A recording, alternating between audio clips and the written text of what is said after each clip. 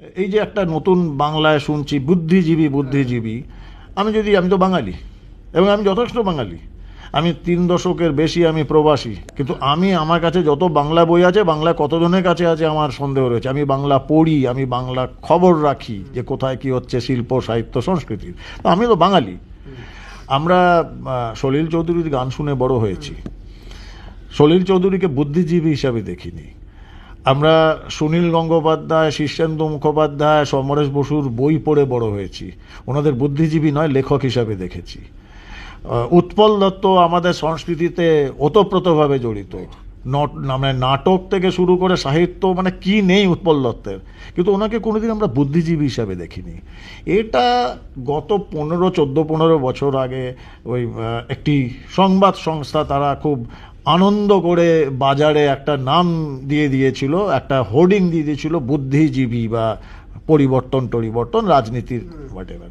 So এই যে বুদ্ধিজীবী নামের একটা ভাইরাস তৈরি হয়ে গেছিল, আমি ব্যক্তিগতভাবে মনে করি না এরা বুদ্ধিজীবী। কবি শঙ্খ ঘোষকে তো তুমি কবি শঙ্খ ঘোষ বলবে, বুদ্ধিজীবী শঙ্খ ঘোষ বলবে না। সৌমিত্র চট্টোপাধ্যায়ের পরিচয় কি? সৌমিত্র চট্টোপাধ্যায় নতুন করে পরিচয় দেওয়ার নেই। সৌমিত্র চট্টোপাধ্যায়, উৎপল দত্ত কি বুদ্ধিজীবী নন? সৌম্যমিত্র কি বুদ্ধিজীবী নন? কিন্তু দুর্ভাগ্যজনকভাবে সৌম্যমিত্রের মেয়ে শাওলি মিত্রকে ওই বুদ্ধিজীবীর ওই হোর্ডিংয়ের মধ্যে 20টা নাম আর 20টা ছবি দিয়ে যে বুদ্ধিজীবী একটা বানিয়ে দেওয়া আছে, দে আর ভাইরাস। আমি বলতে কোনো দ্বিধা নেই, অবকাশ নেই। প্রত্যেক অধিকাংশ মানুষ কিন্তু কৃতবিদ্য, এরা একটা নিজেদের জায়গায় কিন্তু তারা এক্সেল করেছে। তারপর কিছু হিডেন এজেন্ডা, সামান্য কিছু সুযোগ সুবিধা, কিছু এটো কাটা কমিটির মেম্বার এটসেট্রার জন্য তারা নিজেদের বিক্রি করে দিয়েছে। না হলে শীর্ষেন্দু মুখোপাধ্যায়ের কি দরকার ছিল ওই বুদ্ধিজীবী হোর্ডিং আর ওই বুদ্ধিজীবী হয়ে এই সমস্ত বাতুলের প্রলাপ করার এই বয়সে? শীর্ষেন্দু বাবুর কলম দিয়ে আর কোনোদিন পার্থিবর মতো বই বেরোবে?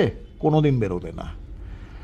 ওই সুমন চট্টোপাধ্যায় কবির হয়ে এবং এই বুদ্ধিজীবী হয়ে যখন বলছেন যে 3000 বছর আরও দরকার ওনাকে মুখ্যমন্ত্রী থাকার, আমি ওকে কি বলবো? বিকৃত মস্তিষ্ক, অবভিয়াসলি, এছাড়া তো কিছু নেই।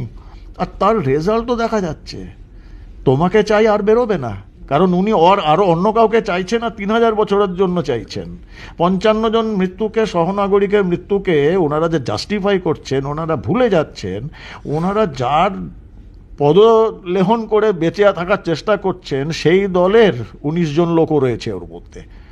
তো ওনারা 19 জন যে ওই পার্টিকুলার শাসক দলের যে যারা মারা গেলেন আমাদের সহনাগরিক, তাদের মৃত্যুটাকেও জাস্টিফাই করছেন এটো কাটার জন্য। মানে কি ক্রেডিবিলিটি রয়েছে এদের? আবুল বাসারকে এই সমস্ত নোংরা কাজ না করলে কি আবুল বাসার সাহিত্যিক হয়ে থাকতেন না? তো আমি মনে করি বাংলার প্রতিটা মানুষ তারা বুদ্ধিজীবী যারা মেরুদণ্ড সোজা করে। একটা খুব বিখ্যাত কথা রয়েছে যেন বার্টল ব্রেক্টের, কে ইতিহাসে অন্ধকার সময় আসবেই। হিটলারের সময় এসেছে, এখনও আসছে, কিন্তু অন্ধকার সময়ে কবি তুমি কি করছিলে এই প্রশ্নটা আসে। শ্রীজাতকে তো আমি কবি বলতে পারি না, আমি শঙ্খ ঘোষকে কবি বলেছি, যিনি নন্দীগ্রামেও মিছিলে হেঁটেছেন, আবার যিনি উন্নয়ন রাস্তায় দাঁড়িয়ে আছে বলেও ওই বীরভূমের বাঘ এখন যে জেলের ভাত খাচ্ছে তার বিরাগ ভাজন হয়েছিলেন। উনি হচ্ছেন বুদ্ধিজীবী। সৌমিত্র চট্টোপাধ্যায় বুদ্ধিজীবী, অনিক দত্ত বুদ্ধিজীবী, কমলেশ্বর বুদ্ধিজীবী।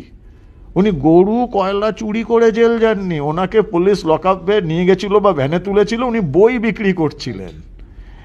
সো বাংলায় একটা বড় শ্রেণীর বুদ্ধিজীবী খেলোয়াড় বড় আমার মনে আছে, সেই মদন মিত্র যখন জেলে গেছিল তখন সেই বুকে হোর্ডিং নিয়ে বেরিয়েছিল আমরা সবাই চোর। এটা ভাবতে পারি এটা আমরা বাংলায়? তারা হোর্ডিং নিয়ে কলকাতার রাস্তায় হাঁটছে আমরা সবাই চোর বলে। তো এই যদি বুদ্ধিজীবীদের নমুনা হয়, এইরকম বুদ্ধিজীবী আমাদের দরকার নেই। আমি কাকে খুব মিস করছি জানো আজকের বাংলায়? আমি সেই নীরেন্দ্রনাথ চক্রবর্তীর ওই বাচ্চাটাকে মিস করছি, যে জিজ্ঞাসা করেছিল রাজা তোর কাপড় কোথায়। এই কাপড় কোথায় প্রশ্নটা যারা করতে পারবে, সে তুমি হও, চাই আমি হই, চাই একজন সবজি বিক্রেতা হোক, চাই একজন রিক্সা চালক হোক, সে হচ্ছে বুদ্ধিজীবী। এই দলদাস ভৃত্য আর মেরুদণ্ডহীনগুলো নয়, এরা সবাই আমরা বুদ্ধিজীবী। আমাদের প্রশ্ন তুলতে হবে, আমাদের আওয়াজ তুলতে হবে, কাপড় কোথায়।